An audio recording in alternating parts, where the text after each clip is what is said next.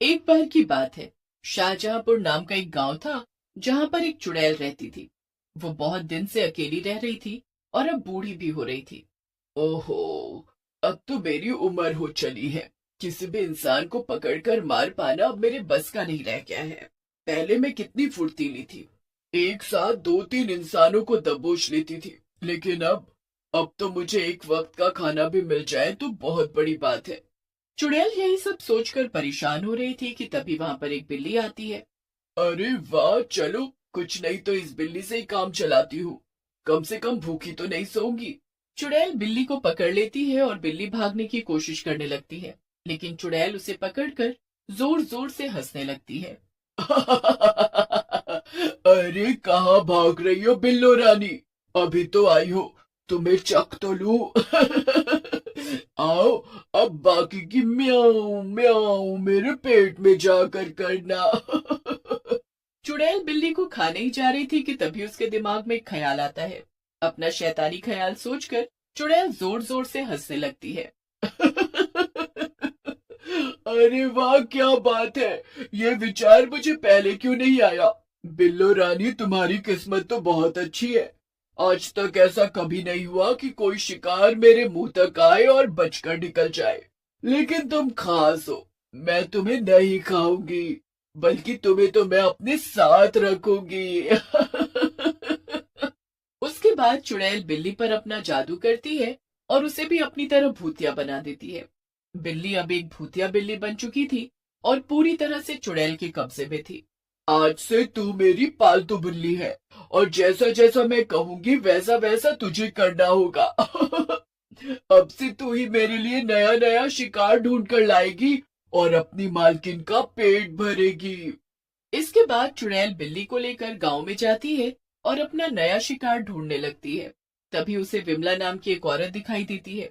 चुड़ैल ने अपनी भूतिया बिल्ली को फिर से आम बिल्ली का रूप दे दिया और विमला के पास भेज दिया। अरे, ये बिल्ली कहाँ से आ गई?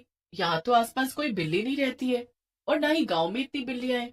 अरे, बिल्ली से ज्यादा तो कुत्ते हैं इस गांव में। लगता है कि ये किसी की पालतू बिल्ली है। चुड़ैल की भूतिया बिल्ली विमला के पैरों के पास जाकर बैठ गई और म्याऊं म्याऊं करने लगी। उसे देखकर विमला को उस पर तरस आ गया। अरे, ये तो बड़ी ही प्यारी बिल्ली है। क्या हुआ, तुझे भूख लगी है क्या? रुक, मैं तेरे लिए दूध लेकर आती हूँ। फिर विमला बिल्ली को सहलाने लगी, लेकिन तभी बिल्ली ने अपना रूप बदल लिया। भूतिया बिल्ली को देखकर विमला डर के मारे चिल्लाने लगी और भागने की कोशिश करने लगी। बचाओ बचाओ, ये क्या हो गया? ये बिल्ली तो भूतिया है, बचाओ। बिल्ली ने देखते ही देखते विमला की गर्दन पर काट लिया और विमला डर के मारे वहीं पर बेहोश हो गई। इसके बाद चुड़ैल ने जल्दी से जाकर विमला को मारकर खा लिया और अपनी भूतिया बिल्ली को लेकर वहां से चली गई। वाह वाह, अब तो मेरे बुरे दिन खत्म हो गए भैया, अब अच्छे दिन आएंगे। ये सब कुछ मेरी प्यारी बिल्लो रानी की बदौलत है। सारे गांव में हल्ला हो गया और किसी को भी समझ में नहीं आ रहा था कि विमला की जान आखिर कैसे गई। ऐसा कई दिनों तक चलता रहा, जब चुड़ैल अपनी भूतिया बिल्ली की मदद से लोगों को मारकर खा रही थी और किसी को भी कुछ समझ नहीं आ रहा था। एक दिन चुड़ैल पेड़ पर आराम से बैठी थी। अब तो जिंदगी बहुत आराम से कट रही है। जब से ये बिल्लो रानी मेरी जिंदगी में आई है, तब से तो मेरे दिन ही बदल गए हैं। तभी चुड़ैल की नजर सामने से जा रहे एक आदमी पर पड़ती है। उसके साथ में एक बच्चा भी था। चुड़ैल उन दोनों को देखकर बहुत खुश हो जाती है और उछलकर खड़ी हो जाती है। अरे वाह, ये तो एक के साथ एक फ्री का ऑफर लगता है। तो इसे मैं हाथ से कैसे जाने दे सकती हूँ? इतना कहकर चुड़ैल उस आदमी के पीछे पीछे चल पड़ी। चुड़ैल ने झट से अपनी बिल्ली को आगे भेज दिया और उस आदमी के साथ जो बच्चा था वो बिल्ली के साथ खेलने लगा। अरे चिंटू, मैंने कितनी बार तुम्हें समझाया है ना, ऐसे राह चलते किसी भी जानवर को नहीं छूते, कभी कभी ये खतरनाक हो सकता है। मगर पापा, देखिए ना, ये बिल्ली तो कितनी मासूम है। ये भला हमें क्या नुकसान पहुंचा सकती है? मुझे इसके साथ थोड़ा सा खेल लेने दीजिए ना पापा। इतना कहकर चिंटू बिल्ली के साथ खेलने लगता है, लेकिन तभी बिल्ली वापस से भूतिया बन जाती है और चिंटू पर हमला कर देती है और पीछे से चुड़ैल भी आ जाती है। बेटा, तेरे पापा सही कह रहे थे, किसी भी राह चलते जानवर को ऐसे हाथ नहीं लगाते, क्या पता वो भूतिया हो। चुड़ैल को देखकर चिंटू और वो आदमी दोनों ही डर जाते हैं, लेकिन वो आदमी बिल्ली के साथ लड़ने लगता है। चिंटू किसी तरह से अपनी जान बचाकर वहां से भागता है और गांव पहुंच जाता है, लेकिन पीछे से चुड़ैल उस आदमी को मार देती है। चिंटू गांव पहुंचकर सारी बात गांव के सरपंच को बता देता है। सभी गांव वाले ये सुनकर हैरान रह जाते हैं।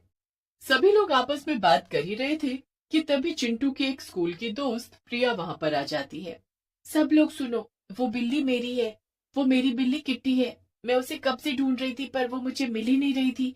जरूर उस चुड़ैल ने मेरी बिल्ली पर जादू करके उसे भूतिया बनाया होगा। क्या? पर हो सकता है वो कोई और बिल्ली होगी प्रिया। तुम इतने यकीन से कैसे कह सकती हो कि वो तुम्हारी ही किट्टी है? ठीक है, तो मैं खुद ही जाकर देख लेती हूँ कि वो मेरी बिल्ली है या नहीं। नहीं बेटा, इसमें खतरा हो सकता है। अगर वो तुम्हारी बिल्ली भी है तो भी अभी वो है तो भूतिया ही ना। पहले हमें कोई तरीका निकालना होगा जिससे हम उस बिल्ली पर हुआ जादू हटा सके और चुड़ैल से भी छुटकारा पा सके। मुझे तो लगता है वो चुड़ैल बूढ़ी हो रही थी और शिकार नहीं कर पा रही थी, इसीलिए उसने एक आम बिल्ली को चुना और उसे भूतिया बना दिया ताकि वो लोगों को मार सके आसानी से और उन्हें खा सके। तो अगर एक बार बिल्ली का जादू खत्म हो जाएगा तो चुड़ैल तो फिर से कमजोर हो ही जाएगी, फिर हम उसे आसानी से यहाँ से भगा पाएंगे। पर ये सब होगा कैसे? ये सब तो बहुत खतरनाक काम लग रहा है। वो मेरी बिल्ली है, वो मेरी बात जरूर सुनेगी। मेरे पास एक घंटी थी जिसकी आवाज सुनकर मेरी बिल्ली हमेशा मेरे पास आ जाती थी। संजू सबको वो तरीका बता देता है और सब बहुत खुश होते हैं। ठीक है, यहीं रुको, मैं अभी अपनी घंटी लेकर आई। प्रिया दौड़कर जाती है और अपनी घंटी लेकर आती है। फिर चिंटू और प्रिया पूरे गांव में घंटी बजाते हुए बिल्ली को आवाज लगाने लगते हैं। वो चुड़ैल एक पेड़ पर अपनी बिल्ली के साथ बैठी हुई थी। तभी उसे घंटी की आवाज सुनाई देती है। बिल्ली भी वो आवाज सुनकर जाग जाती है। ओहो, मेरी भूतिया बिल्लो रानी, लगता है कोई तुम्हें बुला रहा है। शायद ये तुम्हारा पुराना मालिक है। अब वो तुम्हें इतना ढूंढ रहा है तो फिर जाओ, जाकर अपना काम करो। जब तुम्हें वो मिल जाएगा तब मैं उसे खा लूंगी। भूतिया बिल्ली दौड़कर प्रिया की तरफ जाने लगती है। अरे वो रही मेरी बिल्ली, ये तो सचमुच भूतिया हो गई है।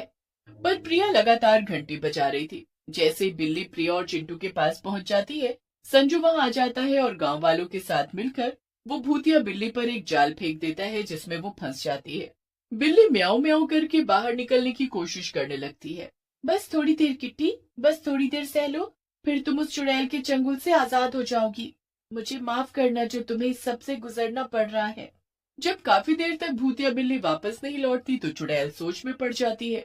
अरे ये मेरी बिल्लो रानी अब तक वापस क्यों नहीं आई? कहाँ गई? अब शायद मुझे ही जाकर ढूंढना पड़ेगा। चुड़ैल ढूंढते ढूंढते उस जगह पर पहुंच जाती है जहाँ बिल्ली जाल में फंसी हुई थी, पर उसे आसपास कोई और नहीं दिखता। ये क्या? किसकी इतनी हिम्मत जिसने मेरी भूतिया बिल्लो रानी को कैद किया? मैं उसे छोड़ूंगी नहीं, पर पहले अपनी बिल्लो रानी को तो आजाद कर दूं। पर चुड़ैल उसे आजाद करती उससे पहले ही वहां पर संजू और सरपंच आ जाते हैं और दोनों चुड़ैल को पकड़ लेते हैं। अरे कौन हो तुम दोनों? छोड़ो मुझे। तुम लोगों को मरना है क्या? एक एक को खा जाऊंगी, छोड़ो मुझे। तभी चिंटू और प्रिया वहां आते हैं और वो दोनों चुड़ैल के ऊपर पेट्रोल फेंकने लगते हैं। ये क्या कर रहे हो तुम दोनों? छोड़ो मुझे, छोड़ो, जाने दो मुझे। ऐसे कैसे जाने दें? तूने हमारे गांव के इतने लोगों को मार कर खा लिया, अब तो तू मरेगी। इतना बोलकर सरपंच चुड़ैल को आग लगा देता है जिससे वो जलकर मर जाती है। बचाओ बचाओ, मैं जल रही हूँ, कोई बचाओ, बिल्लो रानी आओ बचाओ मुझे। चुड़ैल चिल्लाती रहती है लेकिन कोई भी उसे नहीं बचाता। चुड़ैल के मरने के बाद बिल्ली के ऊपर चुड़ैल का जादू भी टूट जाता है और वो पहले जैसी हो जाती है।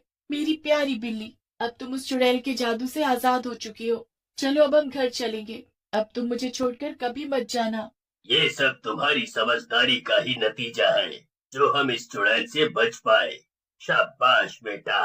इसके बाद प्रिया बिल्ली को लेकर वापस घर चली जाती है और गांव में सब लोग वापस खुशी खुशी रहने लगते हैं।